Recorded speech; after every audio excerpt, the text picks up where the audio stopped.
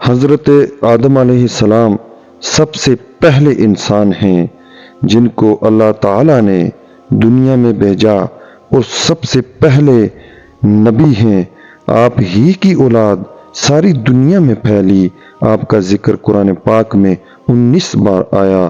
جب اللہ تعالیٰ نے دنیا کو آباد کرنے کا ارادہ کیا تو اس نے فرشتوں سے کہا، میں دنیا میں اپنا ایک نائب خلیفہ بنانا چاہتا ہوں۔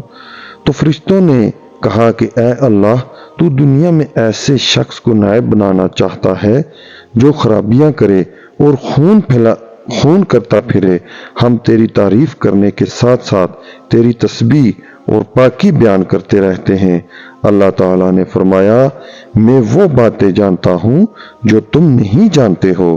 اللہ تعالیٰ نے حضرت آدم علیہ السلام کو سب چیزوں کے نام سکھا دیے، پھر ان فرشتوں کے سامنے کیا اور فرمایا، اگر تم سچے ہو تو مجھے ان کے نام بتاؤ۔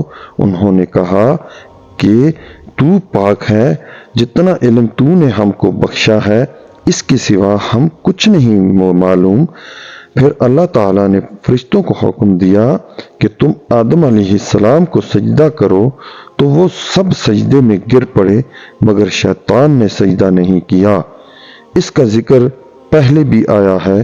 اللہ تعالیٰ نے حضرت آدم علیہ السلام سے کہا کہ تم اور تمہاری بیوی جنت میں رہو اور جہاں سے چاہو کھاؤ پیو، مگر ایک خاص درخت کے متعلق حضرت آدم علیہ السلام کو منع کر دیا گیا کہ اس کے قریب بھی نہ جانا ورنہ تم بھی ظالموں میں سے ہو جاؤ گے۔ اس طرح اللہ تعالیٰ نے حضرت آدم علیہ السلام کا امتحان لیا کہ دیکھیں یہ ہمارا کہنا مانتے ہیں یا بھول جاتے ہیں اور شیطان کے بہکاوے میں آ جاتے ہیں۔ شیطان جو پہلے ہی حضرت آدم علیہ السلام سے ناراض تھا کہ ان کی وجہ سے وہ خدا تعالیٰ کے دربار سے نکلا اور خدا تعالیٰ کی لعنت اس پر ہوئی، اور اس نے قسم کھائی تھی کہ میں حضرت آدم علیہ السلام اور اس کی اولاد کو قیامت تک بہکاتا رہوں گا۔ اللہ تعالیٰ کا کہنا نہ ماننے اور خوب برائیاں پھیلائے وہ حضرت آدم اور ان کی بیوی حضرت حوا علیہ السلام کو برابر بہکاتا رہا کہ اس درخت کا پھل تم ضرور کھاؤ، اس کے کھانے سے تم فرشتہ بن جاؤ گے، جنت میں سے کبھی نہ نکلو گے۔ آخر ایک دن حضرت آدم علیہ السلام اور ان کی بیوی حضرت حوا علیہ السلام بھول سے شیطان کے بہکاوے میں آ گئے اور درخت کا پھل کھا لیا۔ پھل کھاتے ہی دونوں ننگے ہو گئے اور جنت کا لباس ان کے بدن سے غائب ہو گیا، اور وہ جنت کے پتوں سے اپنے بدن کو چھپانے لگے۔ اللہ تعالیٰ نے حضرت آدم علیہ السلام سے کہا کہ ہم نے کہہ دیا تھا کہ اس درخت کے پاس بھی نہ جانا اور شیطان کے کہنے میں نہ آنا، وہ تمہارا دشمن ہے، تم اس کے کہنے میں آ گئے، اب تم اور حوا جنت سے چلے جاؤ اور دنیا میں جا کر رہو۔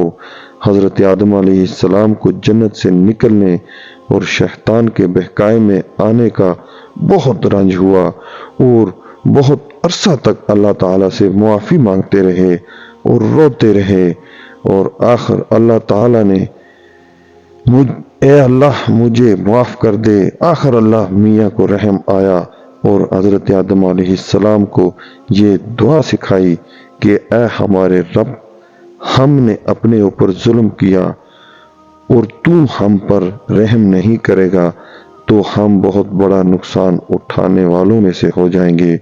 تو حضرت آدم علیہ السلام نے یہ دعا بہت گڑا کر مانگی، اور اللہ تعالیٰ تو بہت رحم کرنے والے ہیں۔ جب کوئی بندہ گناہ کر لیتا ہے اور سچے دل سے توبہ کر لیتا ہے، اے اللہ یہ گناہ تو مجھ سے غلطی سے ہو گیا، آئندہ ایسا نہ کروں گا، تو وہ معاف کر دیتے ہیں۔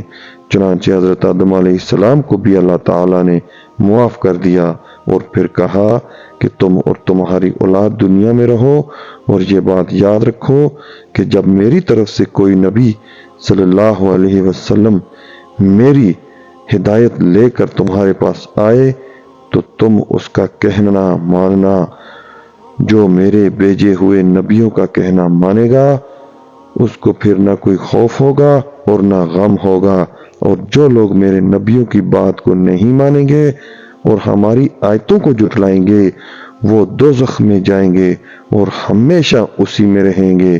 اس کے بعد حضرت آدم علیہ السلام اور حضرت حوا علیہ السلام دنیا میں رہنے سہنے لگے، خوب جی لگا کر اللہ تعالیٰ کی عبادت کرتے رہے۔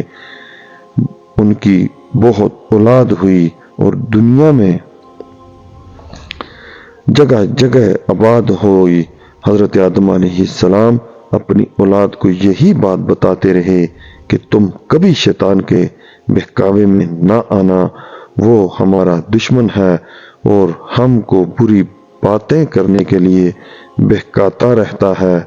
ہمیشہ اللہ کی عبادت کرنا، سچ بولنا، کسی پر ظلم نہ کرنا، ایک دوسرے کے نیک کاموں میں مدد کرتے رہنا۔